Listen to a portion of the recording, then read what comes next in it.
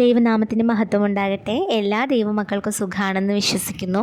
അപ്പം ഇന്നത്തെ ദിവസവും ദൈവം നമ്മോട് സംസാരിപ്പാനായി തന്നിരിക്കുന്ന വചനം സഭാപ്രസംഗിയുടെ പുസ്തകം 12-ാം അധ്യായത്തിൻ്റെ 1-ാമത്തെ വചനമാണ്. നിൻ്റെ യൗവനകാലത്ത് നിൻ്റെ സൃഷ്ടാവിനെ ഓർത്തുകൊള്ളുക.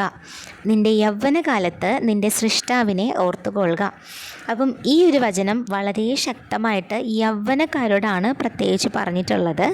അപ്പം ഇതിലൊരു 2-3 കാര്യങ്ങൾ മനസ്സിലാക്കാനായിട്ടുണ്ട്. ഒന്നാമത്തെ കാര്യം, നമ്മൾ വളരെ കുഞ്ഞു പ്രായത്തിൽ നമ്മുടെ ചെറുപ്പത്തിൽ നമ്മൾ ദൈവത്തോടുള്ള കാര്യത്തിൽ വളരെ അടുപ്പം കാണിക്കും. പള്ളിയിലുള്ള കാര്യങ്ങളിലൊക്കെ വളരെ നമ്മൾ ആക്റ്റീവായിട്ടിരിക്കും. വചനങ്ങൾ പഠിക്കുവാനും പ്രാർത്ഥിപ്പാനും അങ്ങനത്തെ കാര്യങ്ങളിലൊക്കെ നമ്മൾ വളരെ ആക്റ്റീവായിട്ടിരിക്കും.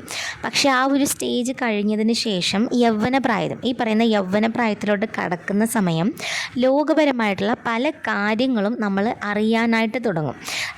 കുറേ കാര്യങ്ങൾ, പുതിയ പുതിയ ആളുകൾ, പുതിയ പുതിയ സാഹചര്യങ്ങൾ എല്ലാം, സിറ്റുവേഷൻ തന്നെ വളരെ അങ്ങോട്ട് മാറും, സറൗണ്ടിങ്സും എല്ലാം. അപ്പോൾ നമുക്ക് ആ ഒരു സമയം നമുക്ക് 2 ഓപ്ഷൻസ് ആയിരിക്കും ഉണ്ടായിരിക്കുക. ഒന്ന്, നമ്മുടെ ആ പഴയ ദൈവത്തോടുള്ള റിലേഷൻഷിപ്പ് നമുക്ക് മുന്നോട്ട് കൊണ്ടുപോകാം, ആ ഒരു രീതിയിൽ തന്നെ ജീവിക്കാം. 2, നമുക്ക് ലോകപരമായിട്ട് അങ്ങോട്ട് മുന്നോട്ട് പോകാം. അപ്പോൾ നമ്മളതിൽ ഏത് ചൂസ് ചെയ്യുന്നു എന്നുള്ളത് വളരെ ഇമ്പോർട്ടൻ്റ് ആണ്.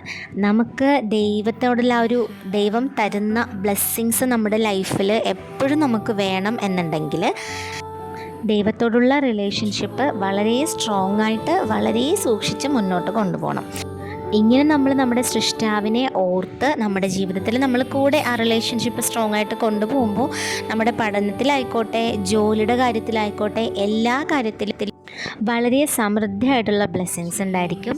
ദൈവം വളരെ സുരക്ഷിതമായിട്ട് നമ്മുടെ ജീവിതത്തിനെ നോക്കിക്കോളും.